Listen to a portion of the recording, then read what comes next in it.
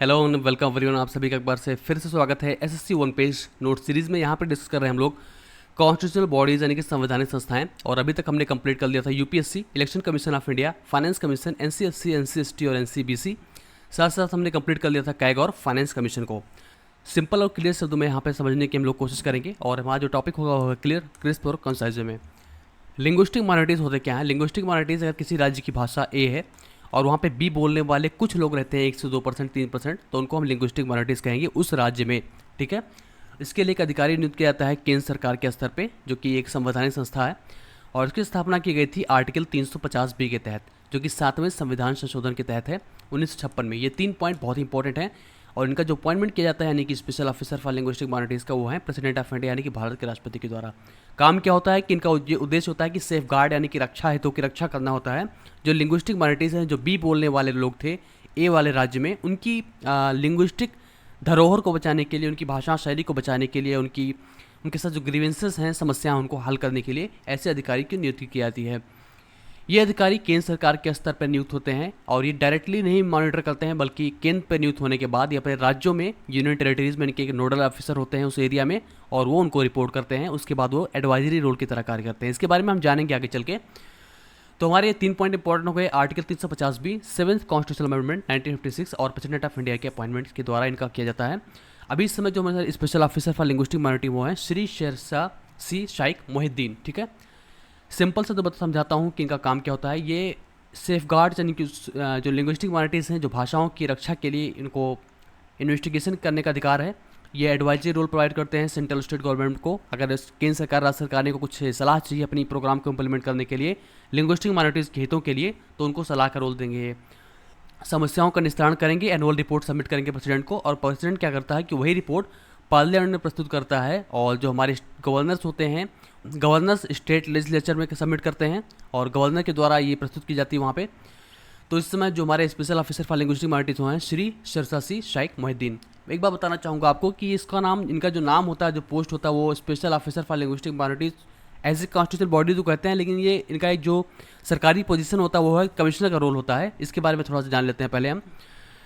इनको कहा जाता है कमिश्नर फॉर लिंग्विस्टिक माइनॉरिटीज़। ये मिनिस्ट्री ऑफ माइनॉरिटी अफेयर्स के अंडर में आते हैं, यानी कि जो माइनॉरिटीज़ की समस्याओं को ढेलने के जो मिनिस्ट्री बनाई गई उसके अंडर में आते हैं। अल्पसंख्यक मंत्रालय है। और सीएलएम का जो काम होता है यानी कि कमिश्नर फॉर लिंग्विस्टिक माइनॉरिटीज़ होता है कि वो कोऑर्डिनेट करते हैं अधिकारियों के द्वारा स्टेट और यूटी लेवल पे। ठीक है। फिर वही सेम चीज़ है कि अपनी सीएलएम क्या करेगा, रिपोर्ट सबमिट करेंगे प्रेसिडेंट को, प्रेसिडेंट क्या करेंगे पार्लियामेंट में करेंगे, तो गवर्नर अपने स्टेट यूटिलिटीज़ में सबमिट करेंगे।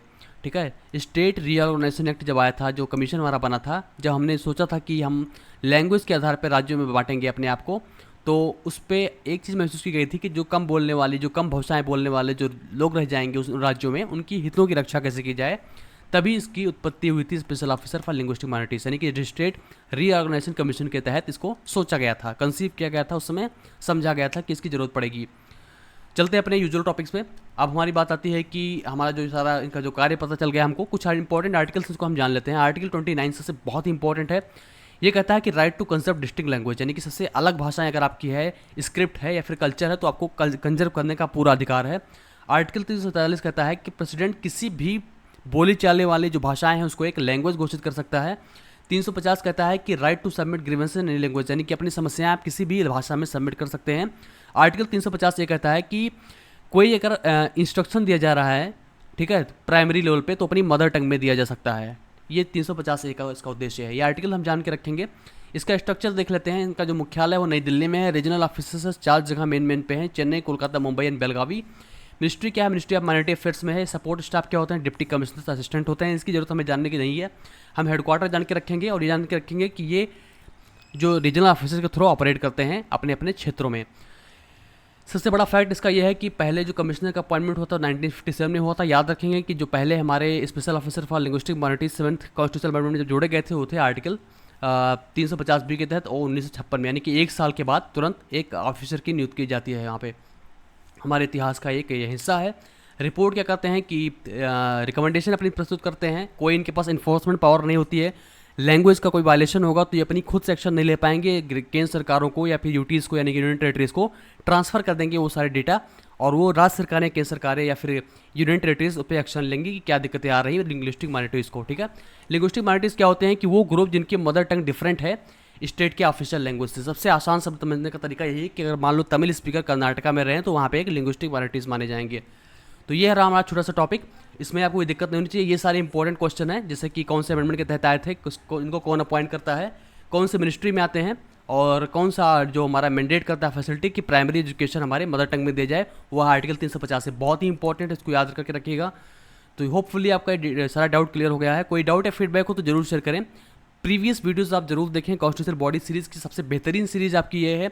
और प्लीज़ वीडियो को लाइक कर लें, दोस्तों में शेयर कर लें और चैनल को सब्सक्राइब करना बिल्कुल ना भूलें। तो बस आज के लिए इतना ही। कोई डाउट या फीडबैक हो तो जरूर शेयर करें। Thank you so much.